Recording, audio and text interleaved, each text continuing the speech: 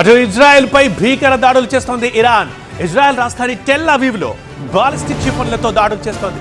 Iran missile దాడిలో రక్షణ మంత్రిత్వ శాఖ భవనం సమీపంలో పేలుళ్లు జరిగాయి. ఇరాన్ క్షిపణి దాడులతో టెల్ అవీవ్లో సైరన్ల మోత మోగుతోంది.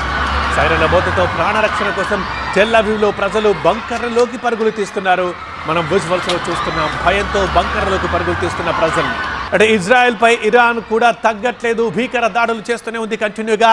ఇజ్రాయెల్ రాజధాని టెల్ అవీవ్ నుంచి మనం ఈ దృశ్యం చూస్తున్నాం. టెల్ అవీవ్లో బాలిస్టిక్ క్షిపణులతో దాడులు చేస్తోంది ఇరాన్.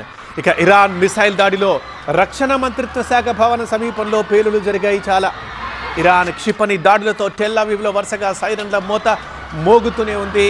ప్రధానంగా టెల్ అవీవ్నే టార్గెట్గా చేసుకుంది ఇరాన్. నిన్నటి నుంచి అక్కడ సౌండ్లు, సైరన్లు, బాంబుల మూతలే. సైరన్ల మొత్తం ప్రాణరక్షణ కోసం టెల్ అవీవ్లో ప్రజలు బంకర్లలోకి పరుగులు తీస్తున్నారు.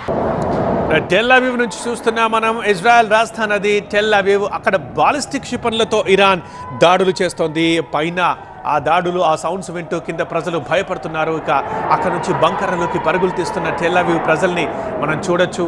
సో బంకర్ల దాకా వెళ్ళడానికి వాళ్ళు ఎంత భయపడుతున్నారు, ఎంత స్పీడ్గా పరుగులు తీస్తున్నారో దాన్ని బట్టి అక్కడ ఆ బాంబుల మోత ఎలా ఉందో, ఆ భయం ఎలా ఉందో మనం అర్థం చేసుకోవచ్చు.